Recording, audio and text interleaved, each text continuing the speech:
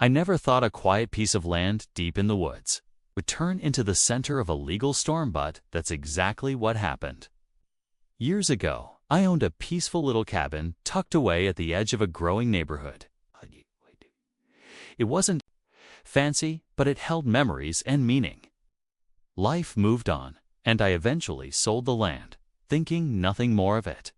That is, until I drove by one day and saw a massive mansion standing where my old cabin used to be. Turns out, the new HOA president, who thought she was above everyone else, decided to build her luxury dream home right on my former lot. But there was a problem, one she never saw coming. She never properly checked the land records. She thought everything was signed, sealed, and hers. But a small legal technicality and a forgotten clause in the original agreement changed everything. At first, I couldn't believe it. Then I started digging, and what I found, it flipped the entire situation on its head. She tried to threaten me with lawyers and her position on the HOA board, acting like she had all the power. But sometimes the truth is stronger than titles. What happened next led to a courtroom showdown that no one in the neighborhood saw coming. And let's just say, that mansion, it wasn't hers for long. But how did it all fall apart for her so fast? Well, that's where things get really interesting. A few weeks after I saw the mansion, curiosity turned into concern. I started pulling old files just to understand what had happened to the property after I sold it. That's when I found something odd. The sale agreement was missing a critical signature line.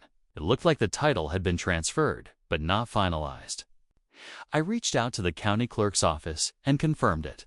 The land was still legally in my name. That one missing piece changed everything. The woman who built the mansion, the HOA president, her name was Karen. Believe it or not, had a reputation. She was known for bending rules in the neighborhood, using her position to push people around.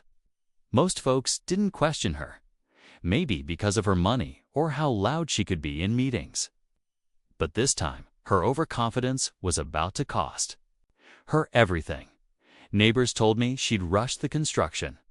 No permits had been filed until months after the foundation was poured.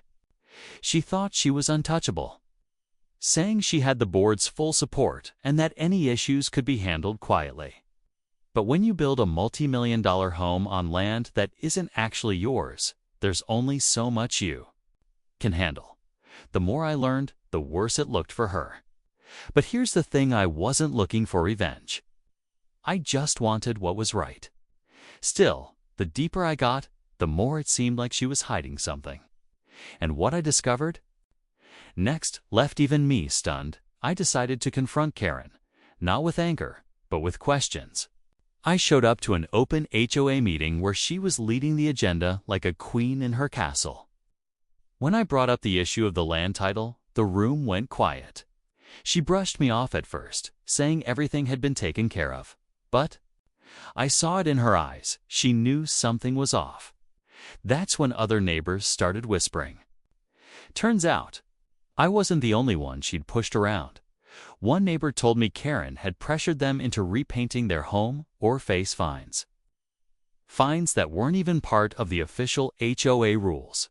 Another shared how she'd used HOA funds to pave the private drive leading only to her house, claiming it was a community improvement. The deeper I looked, the more stories surfaced. She wasn't just bold, she was manipulative, using her position to benefit herself at everyone else's expense. Meanwhile, hired a real estate attorney just to make sure I wasn't imagining things. He confirmed what I feared and suspected. Land still legally belonged to me, and her mansion was built on it without proper transfer or permits. That meant her entire investment, every brick and window, stood on shaky ground. But Karen wasn't backing down. In fact, she started playing dirtier, sending letters through lawyers, claiming I was harassing her and even accusing me of trying to extort her. But I had the truth on my side. And I wasn't going away. Things escalated fast after Karen's legal threats. I kept everything documented: emails, letters, even casual conversations with neighbors who were starting to get fed up with her.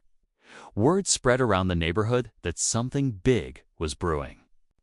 People who once stayed quiet started reaching out, offering support and even old meeting notes that showed how Karen had twisted rules for years. It wasn't just about my land anymore, it was about power and how she'd abused it. My lawyer filed a formal claim of ownership, and within days, Karen was served with a notice. That's when she really started to unravel. She called an emergency HOA meeting, trying to paint me as some greedy troublemaker trying to take away her home. But this time, her charm didn't work. Too many residents had seen how she operated. Too many were tired of her lies. Behind the scenes, I found a contractor who had worked on her house. He was hesitant at first, but eventually admitted she'd pressured him to start the build before paperwork cleared. She said no one would care, he told me. That detail turned out to be a huge piece of the puzzle. Court dates were set. The neighborhood was buzzing. Karen's mansion, this massive symbol of control and ego, was hanging by a thread. She tried one last move, filing a countersuit and claiming damages for emotional distress. But the evidence was stacked. Every lie, every shortcut, every dollar spent on that house, it all led to one unavoidable truth. And the courtroom doors were about to open, just when I thought the court case was the final stretch. A second twist hit me straight in the face. My attorney received a package anonymously mailed with copies of internal HOA emails. At first glance, they looked like boring meeting notes. But buried deep inside was something shocking, proof that Karen had known the land title. Wasn't clear before construction even started.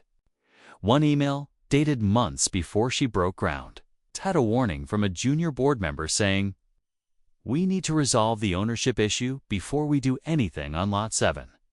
That was my old cabin site. She knew. She moved forward anyway. And she'd kept the board quiet by silencing anyone who raised concerns. Some were even removed from their positions quietly, replaced by her hand-picked friends.